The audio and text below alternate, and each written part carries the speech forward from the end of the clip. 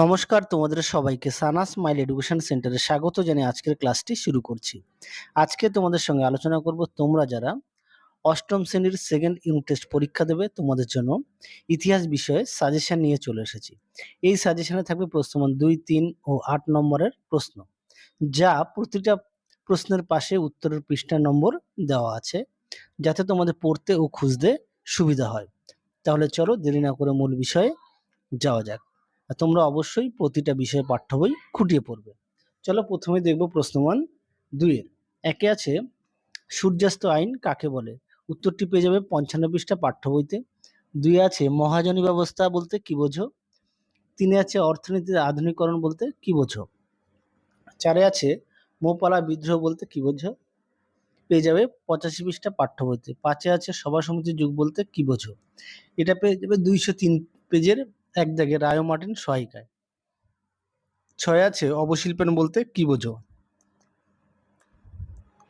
7 আছে দাক্ষিণাত্য হাঙ্গামা কি?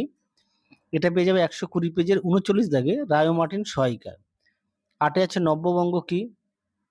9 আছে মহাবিদ্রোহ প্রত্যক্ষ কারণ কি? 10 আছে আবওয়াব কি?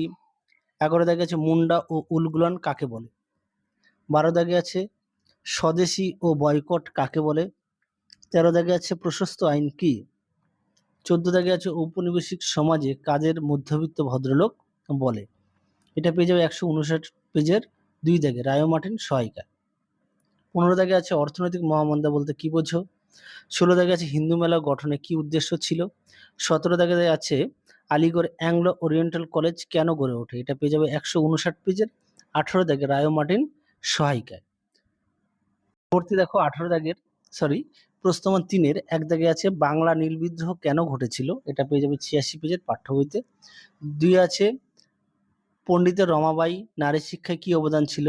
এটা পেয়ে যাবে পাঠ্য বইতে 81 পেজে। 3 আছে হিউম ডাফরিন ষড়যন্ত্র তত্ত্ব কি? 4 আছে শ্রী রামকৃষ্ণের সর্বধর্ম সমন্বয়ের আদর্শ কি ছিল? 5 আছে চিরস্থায়ী বন্দোবস্তের কুফল ও সুফল লেখো। 6 আছে জাতীয় কংগ্রেসের সুরাট অধিবেশনের গুরুত্ব লেখো। 7 আছে লর্ড কার্জন কেন বাংলা ভাগ করেছিলেন? 8 আছে সমাজ সংস্কারে রামমোহন রায়ের ভূমিকা লেখো। 9 আছে সম্পদের বহির্গমন বলতে কি বোঝো? এই প্রশ্নের উত্তরটি পেয়ে যাবে 128 পেজে 66 দাগে রায় ও মার্টিন সহায়িকায়। পরবর্তী প্রশ্ন দেখো, তোমরা অবশ্যই প্রতিটা বিষয়ে পাঠ্য বই খুঁটিয়ে পড়বে। তোমরা অবশ্যই পাঠ্য বইয়ের দিকে গুরুত্ব দেবে। পরবর্তী দেখো প্রশ্ন আছে 10 টিকা লেখো মহারানী ভিক্টোরিয়া ঘোষণাপত্র। এটা পেয়ে যাবে 137 পেজের 86 দাগে রায় ও মার্টিন সহায়িকায়। 11 দাগে আছে ব্রিটিশ ভারতের রেলপথের উদ্দেশ্য কী ছিল? 12 দাগে আছে মরলে মিন্টো সংস্কার আইন কি? 13 দাগে আছে বারাসাত বিদ্রোহ সম্পর্কে লেখো। 14 দাগে আছে রায়ত ওয়ারি বন্দোবস্ত সম্পর্কে লেখো। 15 দাগে দেখো ভারতের জনপদ গঠনের সংবাদপত্র ভূমিকা লেখো। 17 দাগে দেখো ভারত সভার উদ্দেশ্য লেখো। এটা পেয়ে যাবে 204 পেজের 8 দাগে। 17 দাগে দেখো বিদ্যাসাগরের সমাজ সংস্কার আন্দোলন ভূমিকা লেখো। এই প্রশ্নটি গুরুত্বপূর্ণ, তোমরা অবশ্যই ভালো করে পড়বে।